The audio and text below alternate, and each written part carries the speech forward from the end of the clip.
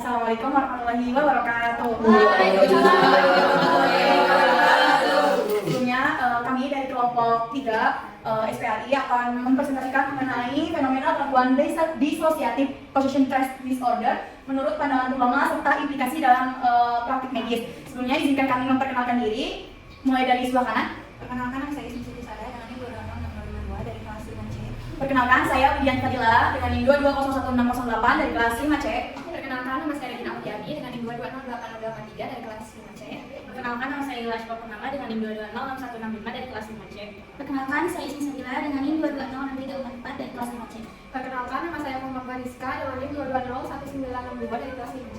Oke, mungkin kami akan langsung mempresentasikannya saja. Selamat menyaksikan. Fenomena gangguan disosiatif possession stress disorder atau PTD atau yang lebih dikenal dengan kesurupan adalah salah satu bentuk gangguan psikologis yang menarik perhatian dalam kajian psikiatri, antropologi, dan ilmu budaya. Di beberapa kebudayaan, individu yang mengalami kesurupan dianggap sebagai medium atau perantara antara dunia manusia dan dunia spiritual. Menurut pandangan medis dari segi psikologis, fenomena ini seringkali dikaitkan dengan gangguan disosiatif, di mana individu mengalami pemisahan atau distorsi antara kesadaran diri dan realitas. Berikut beberapa penelitian yang kami temukan. Yang pertama ada penelitian Irfan pada tahun 2019, yaitu membandingkan persepsi antara psikologis dengan Prokia. Kemudian ada penelitian Armi pada tahun 2020 menjelaskan tentang fenomena kesurupan dalam kajian teologi dan psikologi Islam. Kemudian ada penelitian Kasmawati pada tahun 2018 dengan metode penelitian membandingkan persepsi PTD antara psikologi dan Islam. Dan yang terakhir ada penelitian Rio pada tahun 2023 menjelaskan tentang faktor-faktor penyebab kejadian PTD pada pelajar. Di sini ada pengertian disosiatif possession stress disorder atau PTD. Menurut medis, gangguan disosiatif merujuk pada kondisi di mana seseorang mengalami pemisahan atau gangguan dalam fungsi mental, terutama terkait identitas, ingatan atau kesadaran. Kemudian menurut Islam sendiri, PTD merupakan gangguan spiritual yang disebabkan oleh berbagai faktor seperti pengaruh jin atau makhluk halus. Kondisi ini dapat muncul karena perbuatan syirik, penggunaan sihir atau pelanggaran terhadap perintah Allah Subhanahu wa Ta'ala. Di sini ada faktor penyebab gangguan disosiatif possession stress disorder. Menurut medis, aspek psikologis, menurut medis ada dua faktor. Yang pertama ada aspek psikologis seperti traumatis, kekerasan dan kehilangan. Kemudian yang kedua ada faktor sosial dan budaya seperti memiliki keyakinan kuat terhadap kekuatan supranatural dan praktik spiritual. Kemudian untuk menurut Islam sendiri ada tiga faktor. Yang pertama ada faktor spiritual seperti gangguan jin yang mempengaruhi pikiran dan perilaku. Kemudian yang kedua ada faktor psikologis seperti stres, emosional, trauma, atau masalah mental. Dan yang terakhir ada lingkungan sosial dan budaya seperti keyakinan masyarakat dan praktik spiritual tertentu. Selanjutnya akan dilanjutkan oleh rekan saya. Masih di landasan teori, yang ketiga ada proses terjadinya PTD menurut medis. Ada dimulai dengan perubahan suasana hati atau kecemasan yang kemudian berkembang menjadi depresi yang mendalam dengan gejala seperti amnesia dan kehilangan kontrol perilaku. Setelah trans, individu sering merasa lelah dan bingung serta tidak sepenuhnya ingat kejadian tersebut. Selanjutnya menurut Islam, awal gejalanya dari PTD ini biasanya dimulai dengan rasa cemas, ketegangan atau perubahan suasana hati yang membuat individu merasa tidak nyaman. Selanjutnya pengalaman trans atau pengalaman kesurupan individu itu dapat kehilangan kendali. Selanjutnya untuk pemulihan. Selanjutnya, yang keempat dampak disosiatif possession stress disorder. Yang pertama menurut medis mempengaruhi perilaku dan kesehatan mental seseorang dalam beberapa cara, di mana pasien mengalami perubahan perilaku, identitas, dan kesadaran yang mungkin disebabkan oleh pengaruh luar. Yang menurut Islam, penelitian gangguan mental ini memungkinkan jin memasuki seseorang dapat mengakibatkan kondisi kesurupan. Akibatnya, rupiah seringkali dimasukkan ke dalam prosedur terapi Islam. Yang kelima, upaya mengatasi disosiatif possession stress disorder. Yang pertama, menurut medis, gangguan PTD dapat ditangani secara efektif jika berupa strategi komprehensif yang mencakup terapi psikologis, dukungan komunitas dan kesadaran budaya. Yang kedua, menurut Islam, upaya mengatasinya seperti rupiah, lingkungan spiritual yang mencakup pembacaan ayat-ayat Al-Quran dan permohonan untuk mengusir jin. Yang dimakan oleh keyakinan bahwa kesurupan merupakan indikasi kerasukan spiritual. Baik, selanjutnya ada metode penelitiannya yang menggunakan metode desain. Penelitian yang digunakan dalam penelitian ini adalah desain penelitian kualitatif, di mana dilakukan dengan metode pendekatan studi kasus dengan tujuan agar dapat menafsirkan atau memecahkan fenomena dunia keperawatan. Nah, adapun wawancara, dalam proses wawancara ini peneliti mengajukan beberapa pertanyaan kepada informan mengenai fenomena yang terjadi. Tentunya dapat dilakukan secara tatap muka ataupun bisa melalui online dengan kesepakatan responden atau informan.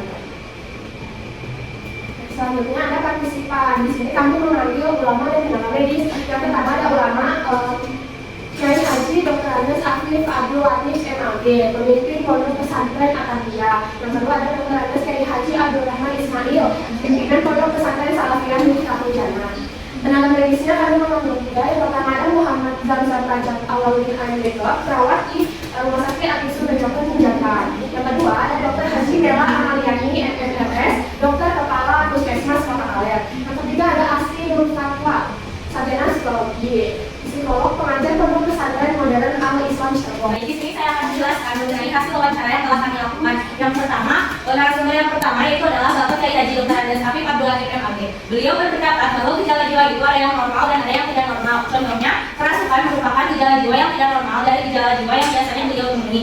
Terdapat beberapa tanda kesurupan, contohnya adalah matanya liar, bicaranya melantur, gerakannya liar, dan juga gerakannya liar. Lalu, bentuk faktor terjadinya antara lain. Misalnya orang itu kerasukan makhluk halus seperti jin. Alasan kerasukan diantaranya saat kondisi kadar keimanan seseorang dalam keadaan yang bimbang, dan biasanya kerasukan tersebut dalam keadaan jiwanya yang labil seperti saat menstruasi. Selain itu, faktor rasa takut karena hayalan diri kita sendiri dapat memicu pikiran yang berlebihan. Tindakan yang biasa dilakukan untuk mengatasi kerasukan adalah dengan membacakan doa-doa yang bertujuan untuk menetralisir orang-orang dari kerasukan tersebut. Lalu yang selanjutnya pada narasumber kedua yaitu Bapak Dr. Andes Kiai Haji Abdul Rahman Ismail. Beliau berpendapat bahwa kerasukan adalah kejadian di mana jin masuk ke dalam tubuh manusia sehingga jin tersebut dapat mempengaruhi manusia secara total. Faktor yang dapat mempengaruhi terjadinya kesurupan adalah kedatangan makhluk halus atau roh yang diundang oleh manusia. Yang kedua adalah karena kelemahan dan kekosongan iman manusia serta keadaan psikologis. Misalnya saat manusia stres, gangguan mental, putus dengan kekasih, ditinggal orang tua, tidak dapat menguasai diri dan lain sebagainya sampai terbawa hingga alam sadar.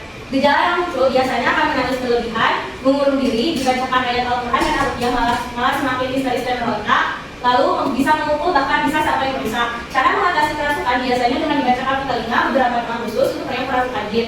Dibacakan berulang kali hingga orang tersebut sadar. Setelah itu, gali permasalahan yang ada pada seseorang tersebut, berikan nasihat dan lain-lain. Yang selanjutnya pada narasumber yang ketiga yaitu adalah Bapak Muhammad Zamzam Rajab Awaludin AMBK.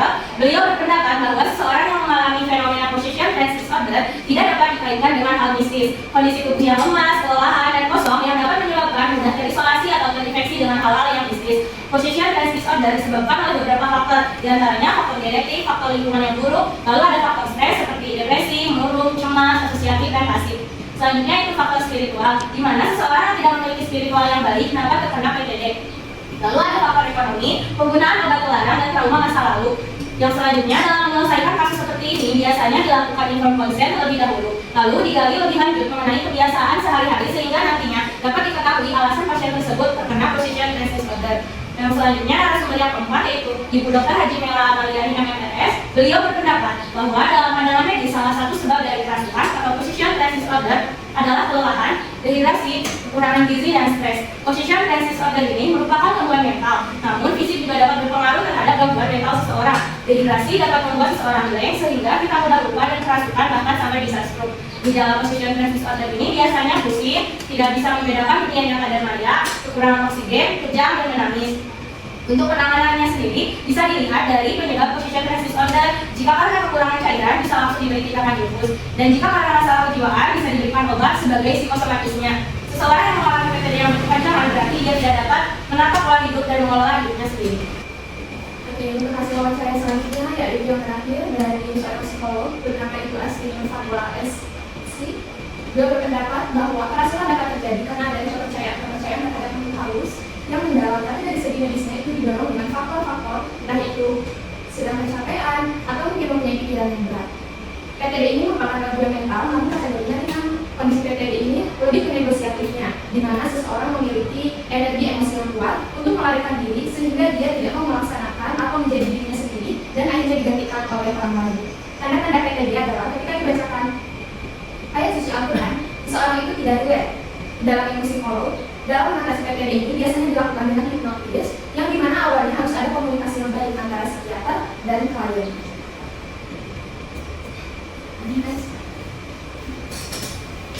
Terus selanjutnya ke pembahasan. Kita bahas dulu menurut pandangan agama Islam.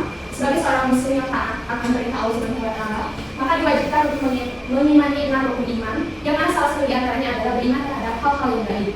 Malaikat dan jin merupakan makhluk halus yang sifatnya gaib karena tidak bisa dijangkau oleh panca indera dan telah diciptakan jauh sebelum manusia ada. Ada fenomena possession trance disorder atau kerasukan dalam Islam yang berkaitan dengan dimasukinya tubuh manusia oleh roh-roh dari golongan jin dan setan yang dapat mengganggu kejiwaan. Berkaitan dengan jin dan setan yang berupaya masuk ke dalam tubuh manusia, lalu merasakan hati dan akal manusia. Menurut hadis Abu Hurairah radhiyallahu anhu daripada Rasulullah SAW bersabda, yang artinya sesungguhnya setan berjalan pada diri manusia di tempat pada darah-darah. Hadis riwayat Bukhari dan Muslim. Hal tersebut selaras dengan pendapat Ruqyah bahwa kerasukan terjadi saat jin masuk ke dalam aliran darah. Dengan demikian, begitu jelas bahwa Allah SWT berkuasa atas itu semua dan dapat dianalogikan bahwa setan yang tidak dapat terpisahkan dari manusia, sebagaimana manusia yang tak bisa terpisah dengan darahnya. Setelah kami melakukan pengumpulan data melalui wawancara kepada 2 ulama, keduanya sepakat bahwa kerasukan adalah masuknya roh, jin atau makhluk halus ke dalam tubuh manusia. Berdasarkan hasil wawancara kepada pimpinan Pondok Pesantren At-Tarbiyah Sumedang, Bapak Kiai Haji Dr. Andes Afif Abdul Latif MAG, jin bisa masuk ke dalam tubuh manusia ketika kadar keimanannya dalam keadaan bimbang dan kondisi jiwa yang labil. Senada dengan pendapat dari pimpinan Pondok Pesantren Salafiyah Miftahul Jannah Sumedang, Bapak Dr. Andes Kiai Haji Abdul Rahman Ismail, kelemahan dan kekosongan iman manusia dapat membuat jin masuk ke dalam tubuh dan mempengaruhi manusia secara total. Beliau juga menambahkan bahwa terdapat jenis kesurupan yang disengaja, di mana roh atau makhluk halus itu diundang sendiri oleh manusia. Dalam konteks ini, kami mengartikan kerasukan yang dimaksud adalah kerasukan pada kasus pemain kuda lumping. Kemudian, kedua ulama menyampaikan umumnya orang yang kerasukan ini akan menunjukkan beberapa gejala, seperti pandangan mata liar, bicara melatur, melamun, menangis, mengurung diri, dan gerakan arogan seperti menyerupai sesuatu. Fenomena kerasukan roh atau jin bisa dibedakan dengan gangguan mental melalui cara penanganannya.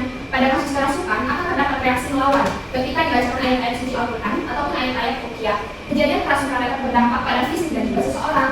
Menurut Bapak Dr. Andes Kiai Haji Abdul Rahman Ismail, setelah kerasukan, fisik seseorang akan merasa lelah, kesehatannya menurun, kejang dan IQ-nya menurun. Lalu Bapak Kiai Haji Dr. Andes Abdul Latif MAG juga menambahkan, dalam segi kejiwaan, dampak kerasukan yang dialami seseorang adalah meningkatnya kepercayaan terhadap keberadaan hal-hal gaib. Untuk terhindar dari kejadian ini, maka sudah seharusnya kita selalu berzikir, mengingat Allah setiap waktu. Oke, selanjutnya itu ada menurut pandangan medis. Dalam konteks kesehatan mental, prevalensi gangguan disosiatif khususnya gangguan trans, kerasukan merupakan kekhawatiran yang signifikan, khususnya bagi para profesional medis. Menurut penelitian, stres, kecemasan, dan depresi merupakan salah satu masalah kesehatan mental yang dihadapi para profesional medis. Dan masalah ini dapat menyebabkan atau memperburuk gangguan disosiatif. Nah, possession trans disorder ini seringkali disebabkan oleh faktor psikologis seperti stres berlebihan, trauma masa lalu, dan kondisi fisik rumah, serta faktor lingkungan seperti pada pola asuh kurang mendukung. Nah, gejalanya termasuk perubahan perilaku, sakit mental yang jelas, menarik diri, dan mengamuk. Kondisi ini dapat berdampak pada kesehatan fisik seperti malnutrisi dan kelelahan, sehingga penting untuk menjaga pola hidup sehat dan mengelola stres guna mencegah gejala berat. Nah, possession trans disorder ini merupakan gangguan mental berat yang serupa dengan depresi. Nah, gangguan ini sering dipicukan pengalaman traumatis, stres berkepanjangan, atau kurangnya dukungan keluarga seperti pola asuh yang otoriter. Nah, gangguan ini cenderung bersifat negatif, di mana penderita menunjukkan emosi yang kuat untuk melarikan diri dari dirinya sendiri, hingga akhirnya digantikan oleh emosi negatif dalam jiwanya. Gejala perilaku gangguan ini meliputi perubahan sikap seperti sering sakit tanpa sebab yang jelas, menarik atau menunjukkan perilaku ekstrim seperti menjerit atau mengamuk. Perilaku ekstrim ini seringkali merupakan upaya untuk mengeluarkan emosi dan trauma yang dialami. Kesurupan memiliki beberapa kesamaan dengan gangguan disosiatif seperti perubahan suara, perilaku, tetapi penanganan keduanya itu berbeda. Oke, kesimpulannya dari penelitian atau dari hasil wawancara yang kami dapatkan itu dari perspektif ulama sendiri, yang sesuai dengan sumber possession trans disorder atau kerasukan dianggap sebagai suatu kondisi di mana maksudnya jin atau makhluk halus yang mana ke dalam tubuh manusia ini, terutama ketika seseorang itu memang lemah. Lalu pandangan medis dan psikologis melihat possession trans disorder atau kerasukan sebagai reaksi terhadap stres yang diakibatkan dari konflik emosional yang belum terselesaikan. Untuk penanganan PTD ini juga, medis biasanya lebih fokus pada pendekatan psikologis untuk mengatasi trauma dan masalah mental yang dialami oleh klien tersebut. Nah, tenaga medis dan ulama harus memiliki pemahaman yang sama bahwa dalam menangani klien yang mengalami PTD harus dilakukan pengobatan baik secara medis, psikolog, atau juga secara spiritual. intelektual. Oke, mungkin sekian dari kelompok kami, kurang lebihnya mohon maaf.